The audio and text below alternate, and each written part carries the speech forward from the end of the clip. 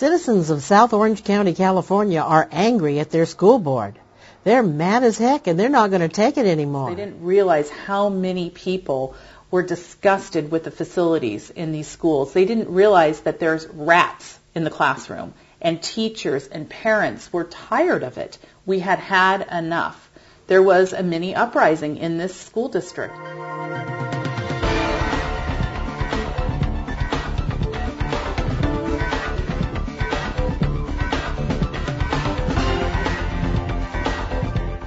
As a parent, getting involved in my children's schools is really how I became involved in this recall. It's really a very widespread and disparate group. It's no particular one group or one city or one interest, other than everyone who's involved has had various reasons to be very upset with the school district. We served the Board of Trustees in April. And I don't think they for a second thought much of it, Leslie. I think they thought we would never make it. This was too daunting of a task, really. I mean, 25,000 signatures per trustee. Who would ever think we could do that? And we did. They didn't realize the depth of anger that was really starting to sit with the parents. But it wasn't all smooth sailing. The recall committee found they were in a real contest and that the trustees weren't about to go away without a fight. They actually conducted meetings in one of the homes of the trustees, Marlene Draper. This was on August 1st of this year. And they actually had a group of people get together, including Marlene Draper, and then the next day another one of the trustees, so that they could then conjure up a plan that had the sole purpose of going out to interfere with the petition gathering, signature gathering process. I think probably one of the worst was with Trustee Draper's husband. He's a big guy, and he was really quite obnoxious. We had 4 women working at Lowe's in San Clemente. And the police did come, and the police did detain him for a period of time. But he was rude, aggressive, screaming in their face with his finger pointing at them. It was quite a horrible situation. They would stand right next to the tables in close proximity and create all sorts of commotions to the point where it was becoming a disturbance of the peace. What started this revolt? Mark Nielsen explains. There's a long history of arrogance and indifference from the Board of Trustees. The grading for the 150 acres, according to some of the documents we've seen, it was estimated to be about $26 million for him to do the grading for his project. So for 50 acres for the school site, to say that it's going to be twice as much the cost as compared to what 150 acres would be doesn't make any sense. Clearly the taxpayers are paying for a lot of the grading of this project. The school district told them that the high school site was 3,000 feet away from the dump, therefore it was outside of the range that was a concern for toxicity and for additional work and filings that would need to be done, because they were 3,000 feet away. What they neglected to tell anyone at the state was that as part of their grading plan, they basically were having the developer, by grading all of his homes, which are right next to the dump, they were taking dirt from right next to the dump, within 1,500 feet of the dump, and moving that dirt over to the high school site to put it underneath the school. So you have basically the dump being brought over to the school site and being put underneath the buildings for all of this fill. She also says, well, they're building homes between the high school site and the dump. Well, that's true. However, she failed to mention that they're venting those with vents so the methane gas buildup doesn't blow them up. This is the kind of half-truth stuff that we've heard from this district consistently for years, and basically this little group that's expanded into a giant group is tired of it.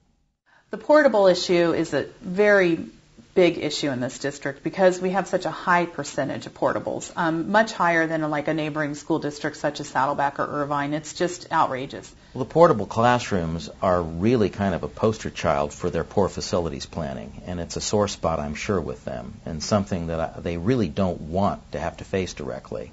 The reality is that in this district, according to the district's own annual audit of classrooms in the district, that's the most recent filed, 51% of the classrooms in the district are now portable classrooms. And yet, they have claimed recently that the number of portable classrooms is slightly less than half of that, at 25%. We have children shoved into trailers. And when I went to back to school night to gather signatures, there was more than one occasion where people would come out and say, there's 42 kids in my child's, class. They're sitting on the floor. They don't have a desk. They don't have books. Our high schools will all be over 3,000 kids next year. It's outrageous. They can't get down the halls anymore. Our newest high school, Tesoro, was only opened 5 years ago. Already, the entire blacktop is crammed of portables.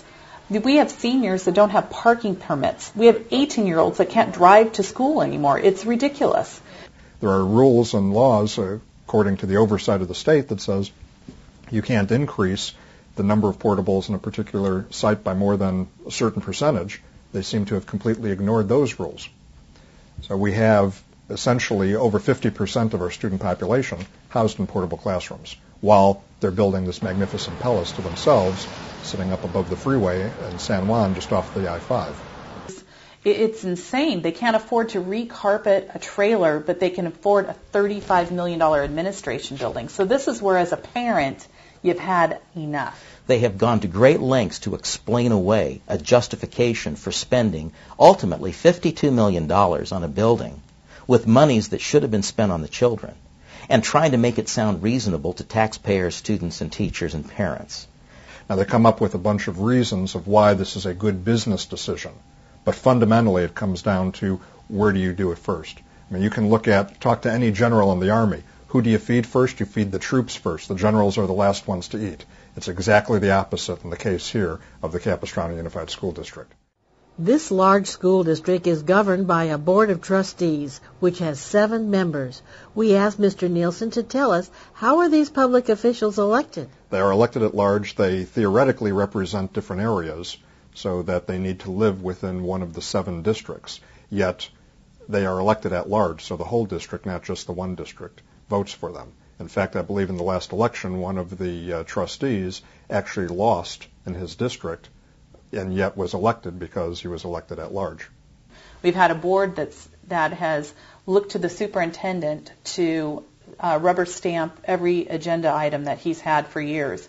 And we really need to have trustees that come into this district in the future and look at the administration, look at the board packets, and ask hard questions, and get the staff to go out and look at things and have independent thoughts for the first time. Because you've got literally thousands of votes that have taken place over the last few years in which there has been no dissent, no question, no independent thinking apparent in the minutes or in the actual meetings or in the result. We haven't had that in so long, and I think that's why it's brought us to such a tragic situation in this district and why we're having to do such a drastic thing as a recall. So wouldn't it be a simple matter to unelect a trustee? If you look at some of the history, at least in this school district, it appears that whenever one of the trustees is not going to continue to be elected, that they're going to retire, they retire before the election so that someone can be appointed by the rest of the trustees to replace them.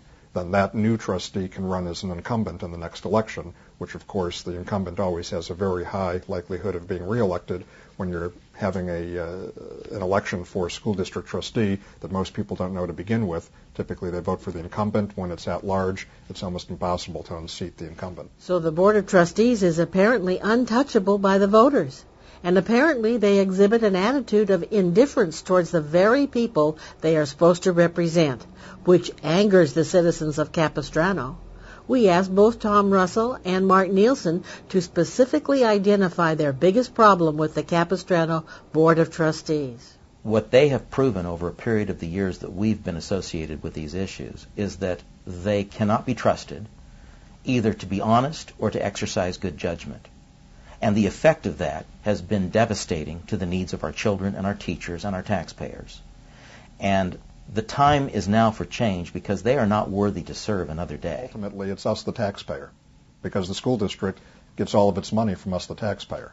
And that's part of why there's so many people frustrated with the monies that are being spent here, because it is our tax dollars. And all these additional costs and all these additional liabilities and growing costs and potential future costs all end up at the end of the day coming out of our pocket.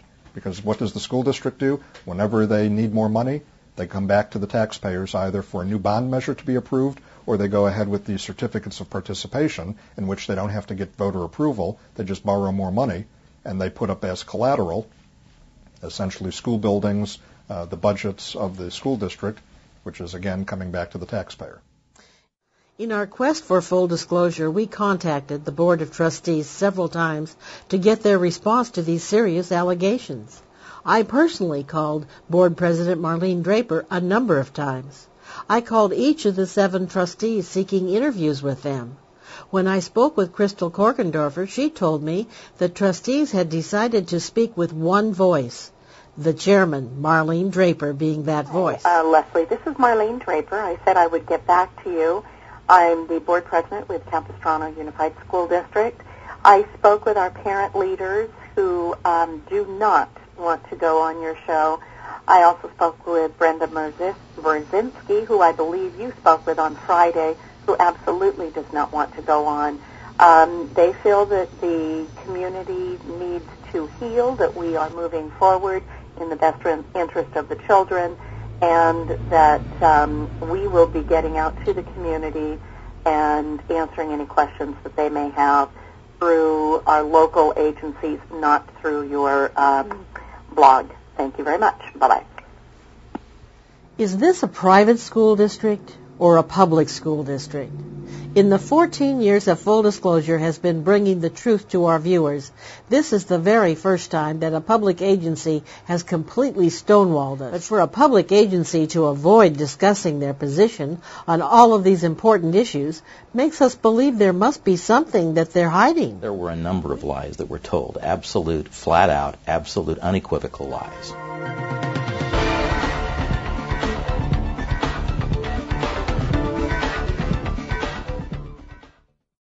As you can see, full disclosure is not in the business of distorting the news.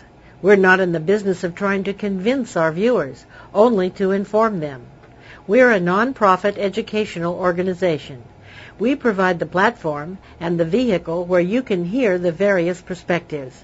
It's up to you, the viewers, to determine what is right and what is wrong. If you want full disclosure to continue to shine the light of truth on important issues that the mainstream media just won't do, then we need your support.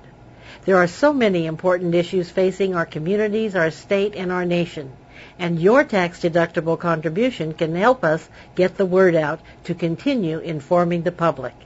You are invited to join the Friends of Full Disclosure. Your support will help assure that we can reach more and more people and improve the production quality of our programs. All you have to do is send us the much-needed support using PayPal. Just click on the link below and join at whatever level you can afford. Our goal is government accountability. When the people are informed on the issues, then the people in government must do what is right, because they know we're watching. Together we can make a difference, but we need your support to continue bringing you the news behind the news. Please contribute what you can. Thank you.